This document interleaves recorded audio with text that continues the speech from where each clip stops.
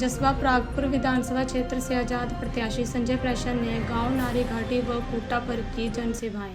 Captain Sanjay pressure का चुनाव प्रचार अभियान जोरों पर है और जनसभाओं में कैप्टन संजय प्रेषर ने लोगों की समस्याओं को भी सुना और उन्होंने लोगों को आश्वासन दिया कि विधानसभा पहुंचते ही उनका पहला कार्य जसवा प्रागपुर के सभी क्षेत्र में स्वास्थ्य सेवाएं और शिक्षा सेवाओं को बढ़ाना है।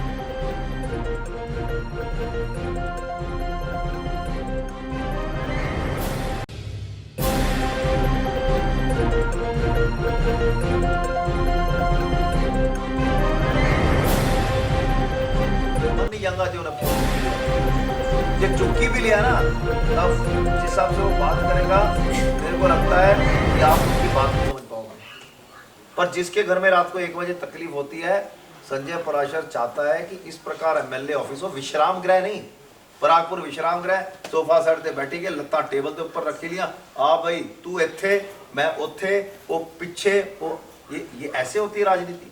आप घर में जाओ, मैंने साफ शब्दों में कहा है, जब तक बंदा डोर टू डोर कर सकता ना, तब तक वो राजनीति करनी चाहिए। जिस दिन आपकी टांगे नहीं जाती डोर टू डोर, आदमी को राजनीति छोड़ देनी चाहिए। ठीक बोला गलत बोला?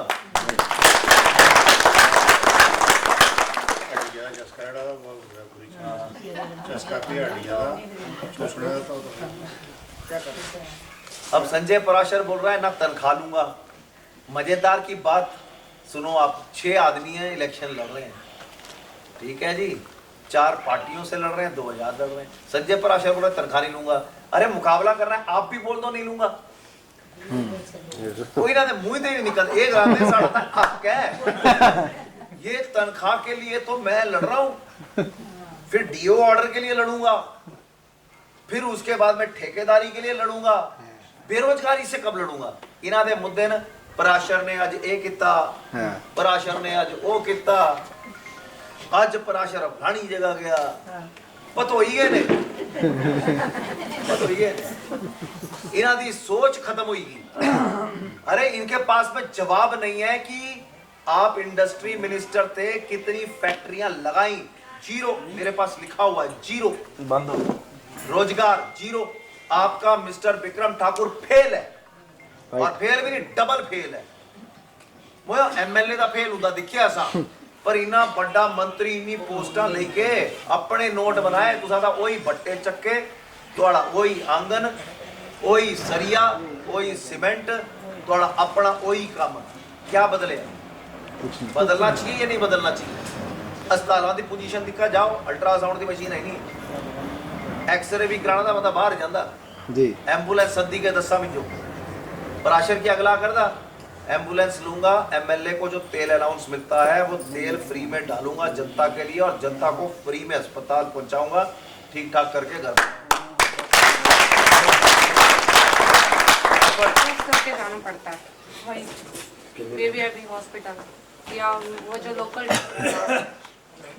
तो हमें क्यों जाना पड़ता है पंजाब में? 8 अस्पताल हैं जसवा प्रागपुर। नहीं सर, मैं उधर की बात हाँ, नहीं कर रही। मैं बताता हूँ, हमारे यहाँ मैं आपकी बात का जवाब दे रहा हूँ।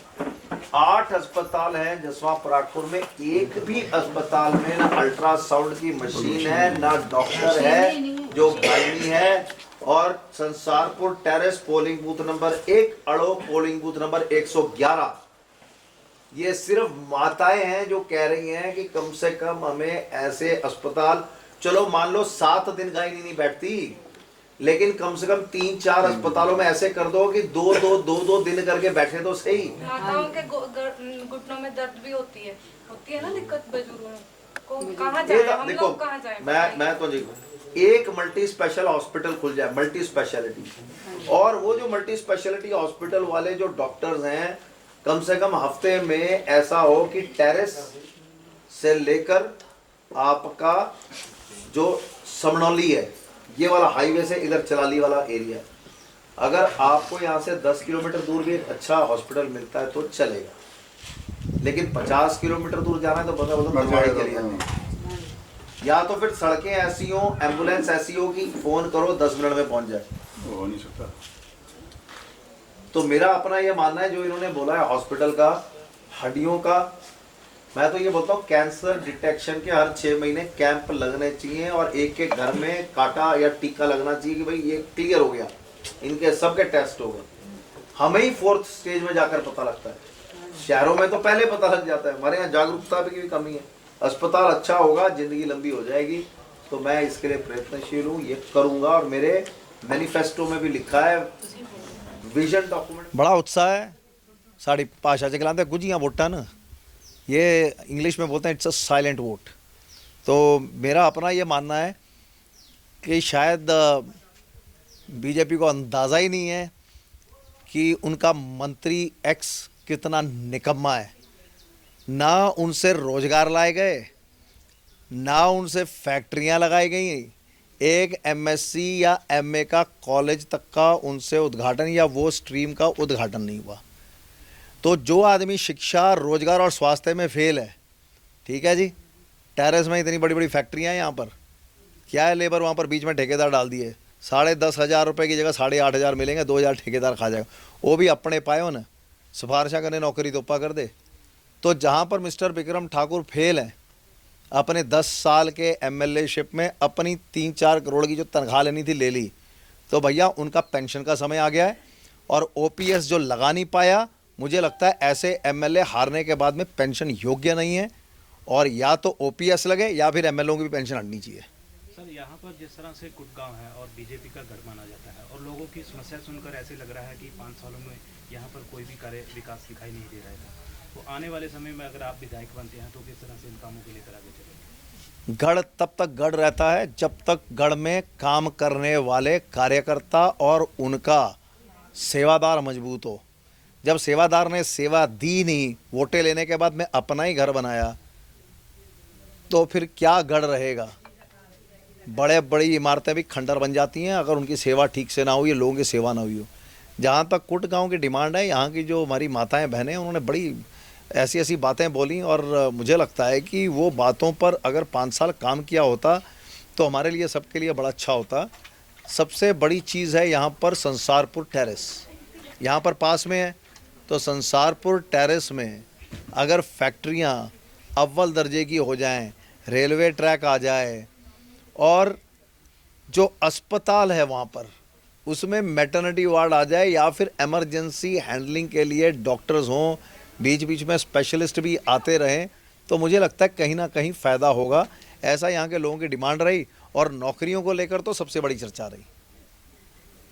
जैसे जनता बता रही है कि जो विधायक बनता है वो 5 साल दिखाई नहीं देता, तो आप क्या करेंगे? ये गल ठीक है जी, ये तू सारी जगह ही उड़ा मांग लाते जी। वोटा लैन वेले सारे आई जाते हैं, बड़े हत्थ जोड़ते हैं, पैर भी बंधे हैं, नाले फिर 5 साल बाद ईद का चांद हो जाते हैं। मेरा अपना ये मानना है, राजनीति में वही आए जो डोर टू डोर 5 साल कर सकते हैं।